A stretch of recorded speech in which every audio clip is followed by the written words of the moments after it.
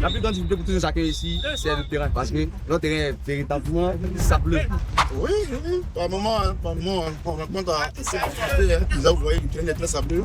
L'environnement n'est pas idéal pour la pratique des bons football ici. Par contre, il y a d'autres, un cadre approprié, ils ont des centres d'entraînement où les enfants logent, les enfants sont là, nous, on n'a pas ça.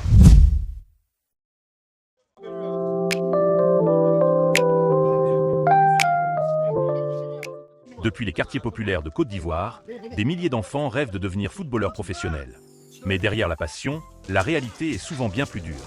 Dans cette académie, comme dans tant d'autres, chaque entraînement est un véritable défi. Pour comprendre les difficultés du quotidien, nous avons rencontré l'entraîneur adjoint. Il nous explique les obstacles rencontrés dans l'encadrement des jeunes joueurs. Moi, c'est coach Boutro Jérémy, entraîneur adjoint Glory FC, Sakassou. Bon, les efforts, on peut dire, il y a un manque de moyens d'abord pour assurer vraiment une bonne qualité, une bonne suivi des joueurs.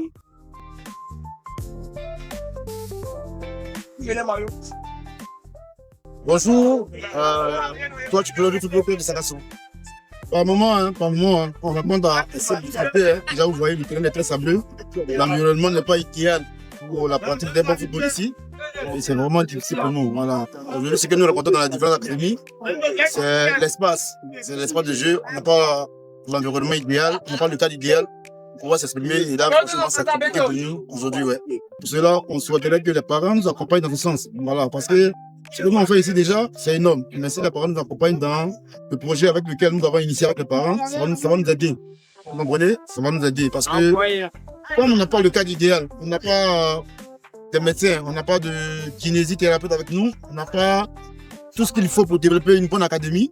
Donc, dans ce sens-là, si les parents nous accompagnent dans le projet qu'on a mis en place, j'espère que ça va nous aider, ça va aider les jeunes pensionnaires. Voilà, il y a les moyens qui font défaut. Voilà. On n'a pas un cadre approprié, un cadre propice pour pouvoir vraiment encadrer les enfants comme il faut. On n'a pas ce cadre-là. Et c'est un peu difficile de suivre chacun. Par contre, il y a d'autres qui ont un cadre approprié. Ils ont des centres d'entraînement où les enfants logent. Les enfants sont là, ils ont le temps de les surveiller, le temps de travailler avec eux. Ok, nous, on n'a pas ça. Donc, c'est un peu difficile vraiment que l'enfant puisse progresser comme on le veut. Voilà, mais quand même, avec les mêmes moyens, de la difficulté, quand même, on essaye de faire l'effort de donner au moins une marge de progression à ces enfants pour atteindre au moins ce qu'ils veulent. Comme vous le constatez, nous n'avons pas de toilettes, donc c'est un peu difficile. Nous n'avons pas de sanitaire en tant que tel, donc c'est dans les urinoirs du quartier qu'on va éliminer un peu. Comme le constatez, vous voyez un peu le terrain. Le terrain s'est ouvert dans un quartier vraiment difficile. Voilà, difficile. Les entraînements, même parfois, les enfants ne sont pas concentrés. Donc, on a qui sont en train de travailler, quand ils ont décision d'aller au WC, ils sont obligés de sortir, aller voir quelqu'un, un WC public, et pouvoir faire les besoins. Donc, merci.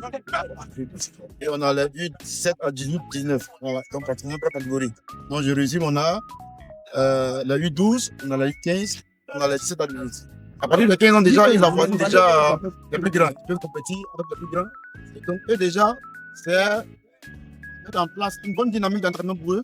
Hein, parce que eux déjà, ils forment à la porte des seniors. Donc, il faut mettre une bonne dynamique pour eux dans le jeu, la différentes phases du jeu. Pour qu'ils comprennent un peu qu'est-ce que c'est que le football. Défendre, attaquer, se déplacer, de façon tactique ou technique. Il faudrait qu'on les apprenne ça déjà avant qu'ils arrivent avec les plus grands. Déjà, lorsqu'ils arrivent avec la U17 déjà, voilà, avec la U17, et déjà c'est le top, c'est le top. Et déjà c'est le système de jeu, c'est les phases de jeu, c'est la pratique du football. Comment est-ce qu'on adopter une bonne attaque, comment est-ce qu'on adopter une bonne défense aussi. Et c'est ces différents thèmes-là que nous développons ici avec cette 20 catégorie-là. Comment les joueurs se préparent avant les entraînements?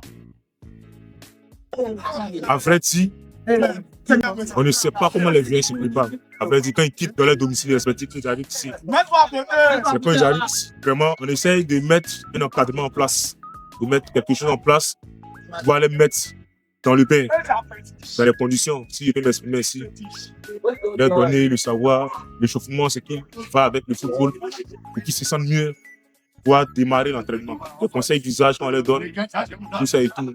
Préparer l'enfant à un mental vraiment d'acier, préparer l'enfant à beaucoup de difficultés. Voilà, donc on essaie de mettre plus ou moins dans les conditions, avec les mêmes moyens qu'on a, de les mettre dans les conditions qu'on peut, vraiment pour leur donner un entraînement vraiment bien.